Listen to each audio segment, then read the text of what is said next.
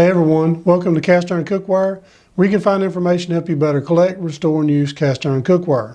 Today we're going to be doing a review on an inexpensive Asian skillet, and we're going to be doing that coming right up.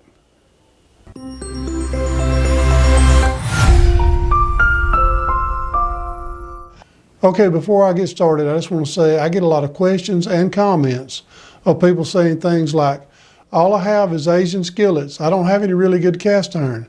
I can say this, granted, I would love to have all vintage cast iron, but you know, that's just not the way it always works out.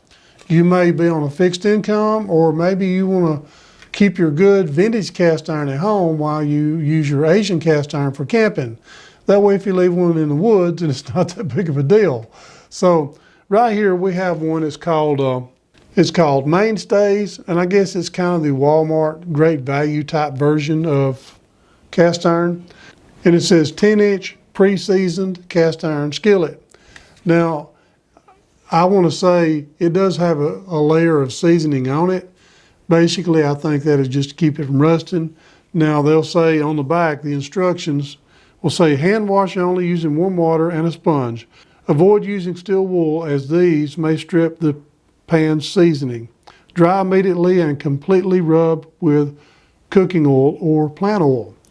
Me personally, when I get a pan, I want to make sure I wash it well. So I'm going to use soap.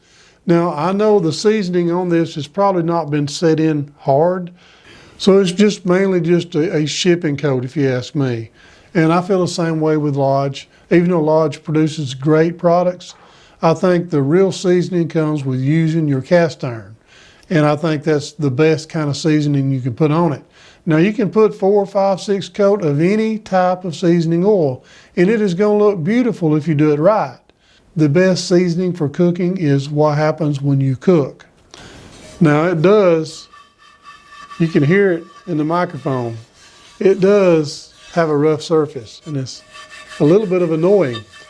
Now imagine if your utensils are scraping across that, you're just going to cringe. And it feels really chalky and just rough. Now, that doesn't mean it can't be a good piece to use.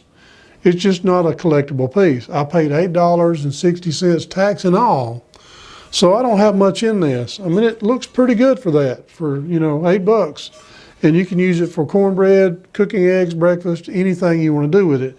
First of all, we're going to clean this thing up, and then we're going to fry an egg in it, just to see how it does before we start working on it. And then we'll put a few layers of seasoning on it and try it again. And it's starting to warm a little bit. We'll go ahead and put us a little bit of oil. You can use cooking spray, olive oil, whatever oil that you like. I'm going to be using some olive oil. I had a little bit of trouble with my camera, so I lost a little bit of film. So I went ahead and cracked an egg. And we're going to go ahead and cook it really slow, because I believe the best way to cook an egg is low and slow. I don't like the real crusty edges. Now you may, and if you do, you can go ahead and crank yours up a little bit. But I've got it between low to medium. And then I'll crank it up a little if I need to. I'm going to fold this little piece over, just because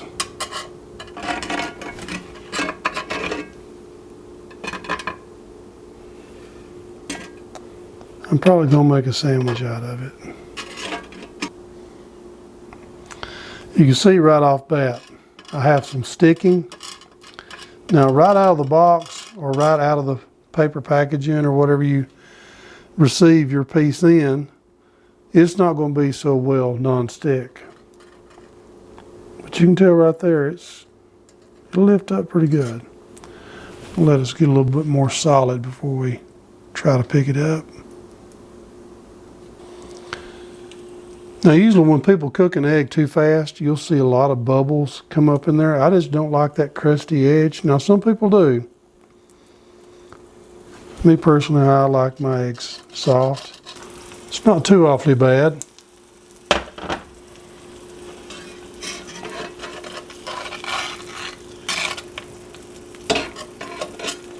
Just that scratchy noise is a little bit irritating.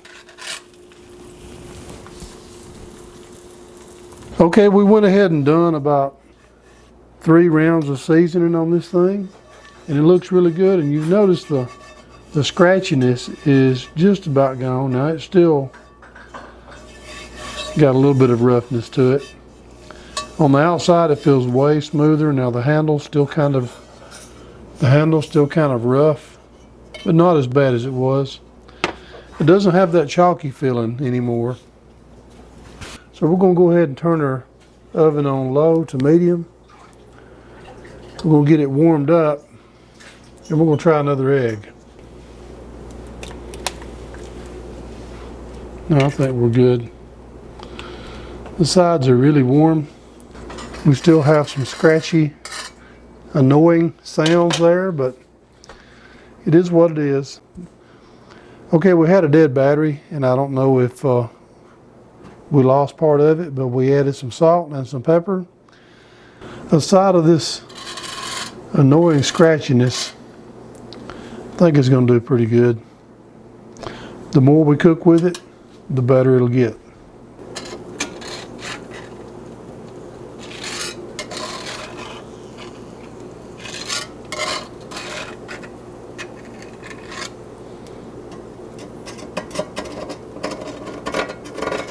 A little bit of sticking on the edge there.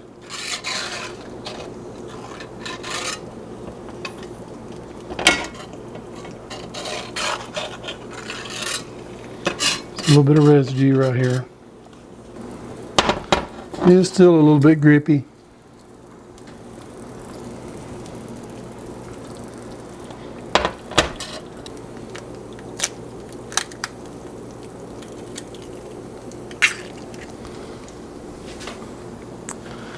Get us a little salt, a lot of pepper.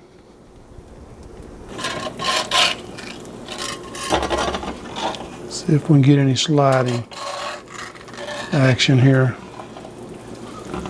Just a little.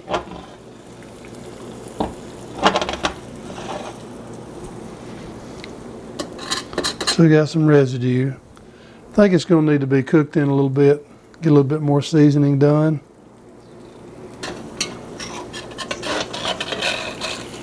We'll get a little bit of flipping action done on this one.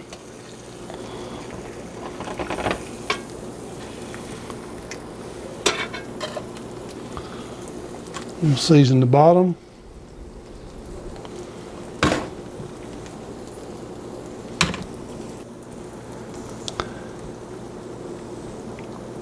Now if you like your eggs over easy, then it's done. But I like mine a little more solid in the center.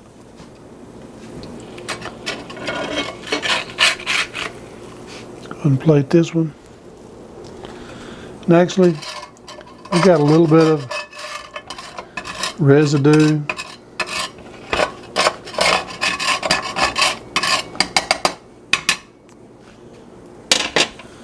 We're going to clean this thing out, and we're going to do a little stovetop seasoning. Okay, we've done a little bit of stovetop seasoning. The pan is still a little bit warm. When you do stovetop seasoning, you wind up actually simulating use. You can check out the video that I've done here a while back on stovetop seasoning. Let's add us a little bit of oil. Bring our temperature up here from low to medium.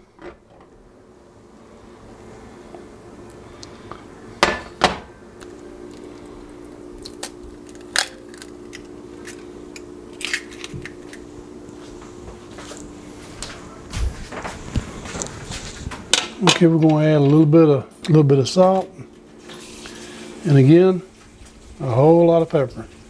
Let's see if we get better results. Still got a little bit of a scratchy sound with our spatula. Still annoying. I think we're going to have a little bit better non-stick surface than we had before. And what I do believe, using a pan is the best way to season it.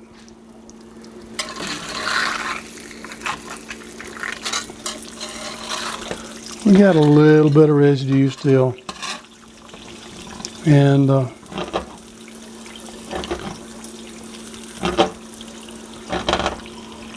believe it'll get better over time. It just takes some time.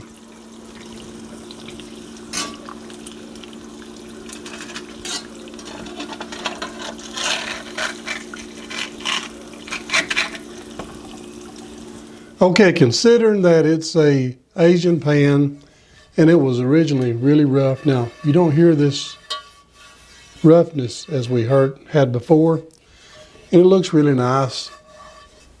I think the issue with the egg sticking and leaving behind a little bit of residue is going to go away a little bit every time we use it. I will say after about 4 more times, I believe sticking will be a thing of the past, but it's still rough. Now, it doesn't make a lot of noise. I don't like raking my spatula across that. I just don't like that sound. So really, for $8.60, you could probably go ahead and get you a Lodge 10-inch pan and get a helper handle along with it for about $4 more. Now, seasoned up nice. It got really black. I mean, it is really black and pretty. So my conclusion is I would rather just go ahead and spend $4 more and get a Lodge. Also, you're contributing to our economy because Lodge is American made. This is not American made. But if you have an Asian skillet, don't throw it away. I mean, you can use it. It's the kind of thing that if you got it, use it, it'll work fine. The more that you use it, the better it'll get. And don't throw it out just because it's Asian made. Now, if you're going to go out and buy a new pan, I would suggest go ahead and get a Lodge. So I hope that you have enjoyed this video. And if you have, please don't forget to subscribe, hit the notification bell, and I'll keep them coming. I just want to mention the Cast Iron Cookware group is up and running and receiving new members. So I'll leave a link to that in the description of this video. So check out that group if you're interested in being a part. And thank you again for watching Cast Iron Cookware.